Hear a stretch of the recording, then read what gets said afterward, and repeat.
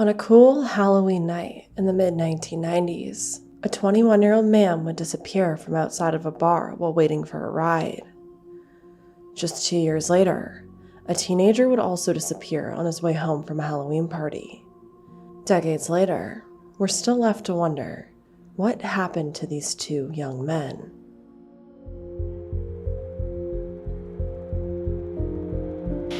No answers. 9 years ago today. What happened to these two young children? Remains a mystery. Urgent story unfolding right now. Who is missing? An unsolved murder.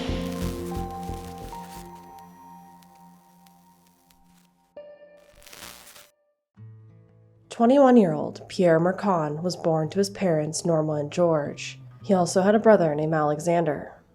The family lived on the quiet residential street of Burbank Drive in Thornhill, a suburban district within the city of Vaughan, an area north of Toronto. After his mother immigrated to Canada from Uruguay in 1969, Pierre was described as not only a loving son, but hardworking, raised to understand that one had to labor for what they wanted. Just 2 months prior to going missing, Pierre had returned from an Israeli work farm called Kibbutz Metzer, where he picked bananas.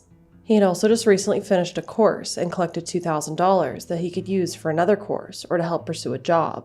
On Halloween night of 1996, Alexander begged his brother Pierre to go out with him to celebrate earning his degree from Guelph University. But Pierre also had something to celebrate, and he wanted to go hang out with his friends that evening to celebrate that. So at some point that evening, Norma would drop her son off at the Original Six Sports Bar, which was located at 14 Oxford Street in Richmond Hill, a city in Ontario north of Toronto.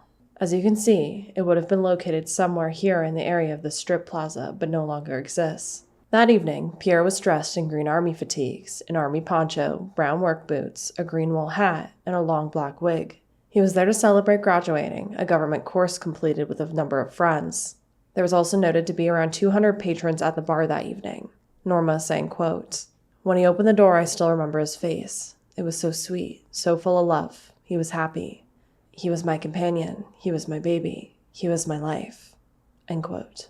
After last call, which was around 2 a.m., making it now November 1st, Pierre used a payphone outside of the bar to call his mother to request a ride home. So in the early morning hours, Norma woke up, she got out of bed, got in her car, and drove over to where the bar was so that she could pick her son up. They'd actually arranged to meet at a street corner, which was around an 8-minute walk north of where the bar was located. And she figured this was because he didn't want his friend seeing his mom pick him up.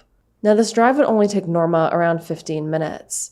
However, when she arrived at the intersection of Eglin Mills Road and Yonge Street, as was instructed, Pierre was nowhere to be found. Surrounding the area were hundreds of young people milling around, as well as a truck being loaded with musical equipment. But Pierre was simply nowhere. So Norma began asking around to see if anyone had seen her son, to which she got multiple different responses, including that he'd taken a taxi, went to a cafe, or, "Oh, he left just a while ago." Norma would then spend the rest of the night searching for Pierre without any luck, and so the authorities would be called in. And during these searches, Pierre's poncho would actually be found beneath the table at the bar where he had been sitting. His bank account also remained untouched after that evening, which was very unlike him because, again, he had gotten this money, and it was also very out of character for him because he was known to often withdraw $20 in cash almost every day. And when things like that just completely stop, it's a huge red flag. After Pierre's disappearance, his mother would spend all of her time trying to bring him home. She'd print thousands of missing persons posters and plaster the York region and Toronto with them. With the help of her dear friend, Diana Caggiano, she would also hold annual vigils outside the bar that would close down years later. And at the height of the family's searches, Alexander spent hours going from door to door looking for his brother. After just 3 months passed without any signs or clues as to what may have happened to Pierre, authorities were perplexed and they feared the worst as well. Detective Sergeant Bill Postal would tell the Toronto Star, quote, "In 28 years of police work, I've never seen a case like it. I'm looking for a body. The family thinks I should be looking for a living person. There's no reason for him to leave. A person who calls his mother at 2:40 in the morning, gets her out of bed, does not sound like a person who wants to go missing. I'm concerned. I feel something has happened to him. The circumstances are very suspicious. We've been watching his withdrawals. Up until Halloween, he was using the instant teller regularly. He still has money in his account.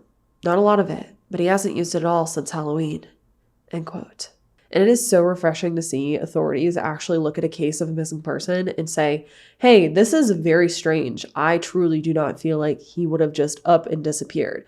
Because we see one too many cases where very strange circumstances, exactly like Pierre's case, where the authorities go, well, he's an adult. He has the right to be missing. And then it takes years and years to pass for them to finally say, well, maybe something more happened here. But the family's tune would change decades later. Pierre's father, George, would say, quote, "It's a mystery, but it's not a mystery. We know someone did something very bad to him. It remains mystery only because we don't have any closure.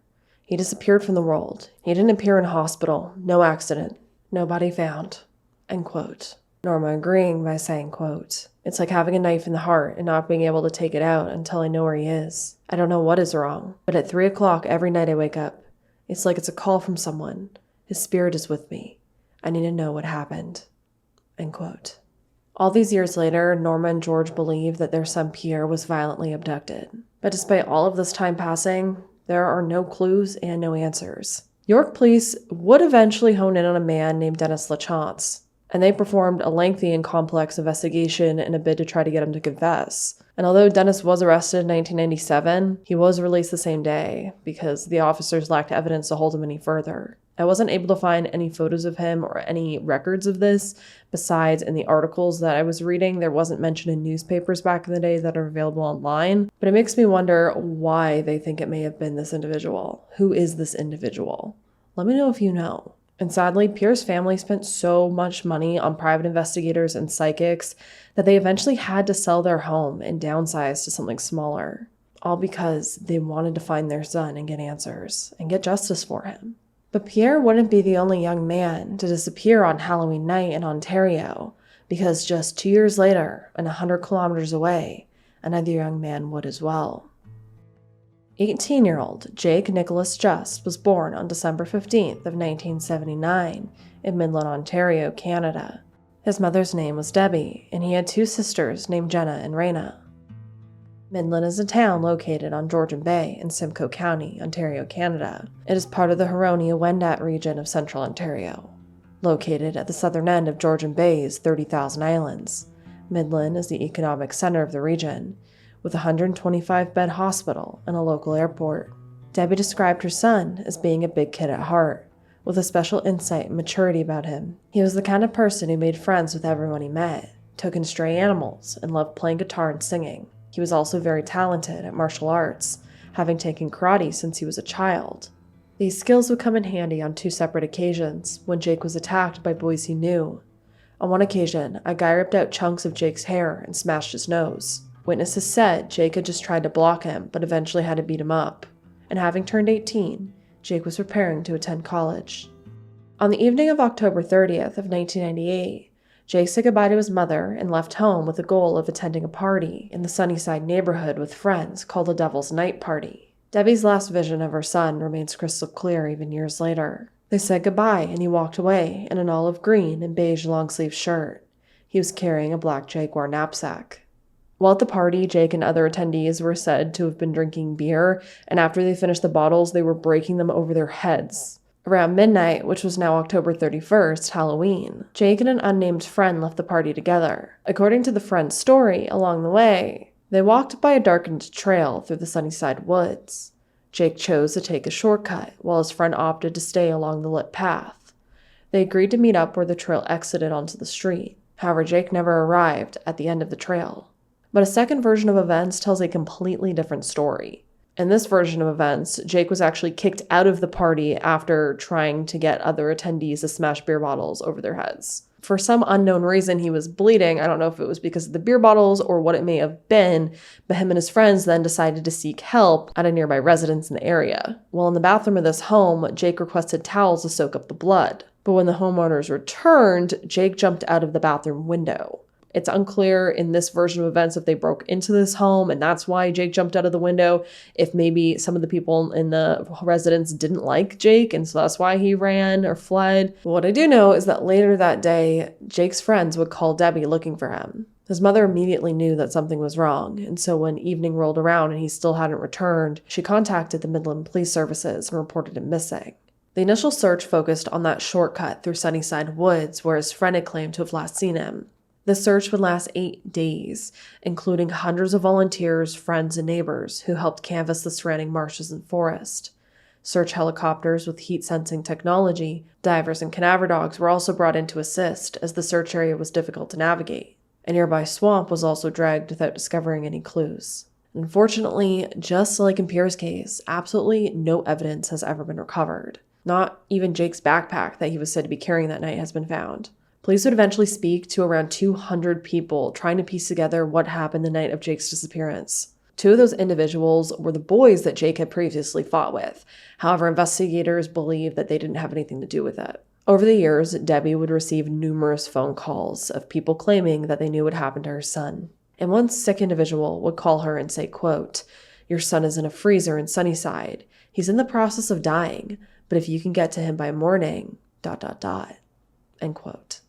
Debbie would actually record each one of these phone calls so that she could give them the authorities, but it would always lead to nothing. She's also been called by many psychics and mediums, one who told her that Jake actually did make it out of the woods, but he was hit by a passing motorist, and that driver ended up panicking and taking his body and doing something with him after that, which is a theory that we often speak about on this channel when young men go missing in rural areas. So let's talk about the theories that are actually out there surrounding Jake Just's case.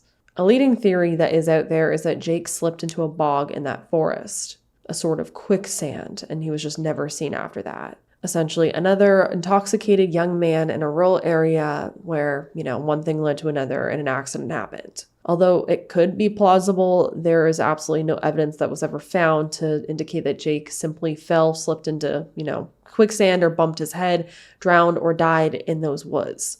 Another idea is that he possibly did get a head injury that night, maybe from smashing the bottles or falling because he was drunk and hitting his head somewhere, and that he now has amnesia and he's just wandering out there in the world, not knowing that he is Jake Just. That's another theory that we often talk about in these cases with these young men. There's also another theory that Jake was abducted not very long after cutting through those woods. Those who built this theory think Jake may have followed a hydro corridor, which led him to an area of a local strip club where he was then abducted by unsavory characters. But when it comes to the theories of abduction, I think it's important to note that Jake was a tall young man. He was 6'2" tall. He also had taken karate a lot of his life. He knew how to fight, clearly. So it wouldn't have been very easy, even if he was intoxicated, I feel, that he would just simply be, picked up and abducted. It's not like he was a small-framed young woman. So unless there was a weapon involved, Jake's case would later be handed over to the Georgian Bay OPP and would eventually go cold. However, in May of 2019, one of Jake's old friends would contact Simcoe.com, and he claimed that he had submitted a tip to police, but it had never gotten to investigators. He claimed he had called Crime Stoppers and also spoke to a young OPP officer at a front desk. However, he was never interviewed by investigators. Now, this all came to fruition because a man named Dan Gratrix actually contacted a writer after reading an Ontario cold case story about Jake Just. And that's what we always hope happens talking about these cases and spreading the word, that it'll get to someone who may know something. And that's what seemingly happened here. Now, Dan wasn't the friend who tried to go to police. It was actually one of Dan's friends that doesn't want to be identified. But according to what a lifelong friend allegedly told him, Jake made it out of that forest, and he would eventually end up at a house party on 4th Street, where he would be dragged out by drug dealers, beaten, killed, and buried beneath an isolated pier on the shore of Georgian Bay. He claims that he has known this friend since he was 10 years old, and that his friend dumped this information on him one day. Due to this, Dan does not believe his friend is lying. Dan also revealed that his friend, along with Jake, both knew the suspects and that these individuals still lived in the Midland area, saying, quote, "I hate to be the bearer of bad news, but Jake sold pot. We all did it. It was a thing around high school, and Jake got a little bit sticky with his fingers. At least that's how the story goes. I guess he decided he wasn't going to pay them back." End quote. When it comes to the idea that Jake was killed over some weed money, I always question stories like that, just because if you kill the individual that owes you money, you're never going to get that money back. So unless I guess you're making them an example to other individuals, to not skimp you or not pay you, it's kind of counterproductive to kill the person who owes you money because you're not going to get that money back. And from the narrative, it doesn't sound like he was selling hard drugs that were going to be, pushing thousands and thousands of dollars. So over, I don't know, what could it have been if this did allegedly happen, a couple $100 to kill someone? It doesn't seem particularly worth it. And according to Debbie, this description doesn't sound like her son, but she still hoped that any kind of information would lead to answers. And here's the thing. I mean, parents know their children to some extent, but then again, we all know this. Teenagers do things behind their parents' back all the time. It's not very crazy or out there to assume that maybe Jake was doing something behind his mother's back that she didn't know about, selling some weed. Again, like this friend or person said, everyone was kind of doing it at that time. But the strange theories didn't stop there, because interestingly, a Reddit user named Benson4535 posted in a subreddit called Let's Not Meet, alleging that in late October of 2011, he was working as a cab driver in the Midland area when he picked up a male passenger in his early 40s. As the two were chatting, the man brought up an incident during which he said he and his friends had beaten up a stupid kid at a party. The passenger allegedly said, quote, "The fucker was breaking beer bottles over his head, was all kinds of shades of fucked up, really pissed me and my friends off. So we followed him from the party to this house in Sunnyside. We grabbed him from the bathroom. The kid had no chance. We dragged him into the marsh and beat the shit out of him. Before we knew it, kid was not breathing." End quote. So what's really odd to me about this statement is, why would someone just randomly tell a cab driver this? What is interesting, though, is that this story does have similarities to the other story where they were talking about breaking beer bottles and then Jake got cut, so they went to a home and Jake was in the bathroom. And I mean, the 90s in a rural area, boys do use fists in areas like that to, communicate with each other. It's not really that out there to me that there would be a lot of fist fights happening. But for a group of guys to drag one individual to a marsh and beat him to death over breaking beer bottles and acting like an idiot at a party, again, the punishment just doesn't seem to match the narrative of what Jake was doing that night. It's not like he was going around maybe hitting on guys' girlfriends and trying to beat other people up. So they decided they were going to take, their own little justice, unless there is information that's being left out. But I mean, then again, we have heard stories and talked about many, many cases where individuals just do stupid stuff for little to no reason and kill people for, again, little to no reason, it's awful. It truly is. He would never just leave his family. He was happy at home, starting a job at the airport on Monday, able to drive my car. He had sent away college applications. We were getting information back as he went missing. I was getting this stuff in the mail. So, no, he did not run away from home. And he did not have things to do with drug dealers. Like there's that other story about that. No, he might have seen something he shouldn't have seen, and maybe that's what happened, but he wasn't involved with anything like that. Despite every effort, we have never found any clue as to where Jake is. Not a shoe, not a backpack. As of current times, there are still no answers, but the government is offering a $50,000 reward for information leading to an arrest and conviction for those who may have harmed Jake Just. So let's take one more good look at these two young men. At the time of his disappearance, Pierre was described as a white male standing 5'11" tall and weighing around 220 pounds, with hazel eyes and brown hair. He also had a prominent tattoo of Uruguay on his right shoulder. Pierre was last known to be wearing a Halloween costume, described as green army fatigues, an army poncho, brown work boots, a green wool hat, and a long black wig. The poncho was found at the bar, so he was not wearing it during his disappearance. Jake Just is described as a white male, standing 6'2" tall, with an athletic build, hazel eyes, and blonde hair. He was last seen wearing an olive green and beige-colored long-sleeve shirt, black DVS running shoes, size 11, and a black Jaguar backpack. This is an age-progressed photo of how Jake might have looked in his late 20s. What do you think about these two cases of these two young men disappearing only 2 years apart, 100 kilometers away, both on Halloween night? I don't think these cases are connected. It is just very odd. And it being October, close to Halloween when I'm posting this video, I thought it was important to bring these cases back up. Do you have any other information on either Jake or Pierre's case that I didn't talk about here today? I'll be in the comment section chatting with you all about it. And despite it being decades later, I truly hope answers do come. Let's do our part. Let's spread the word on these cases, and hopefully these two families can get closure and answers. And as always, I hope you all stay safe out there, lock your windows indoors, and I hope to see you in the next video.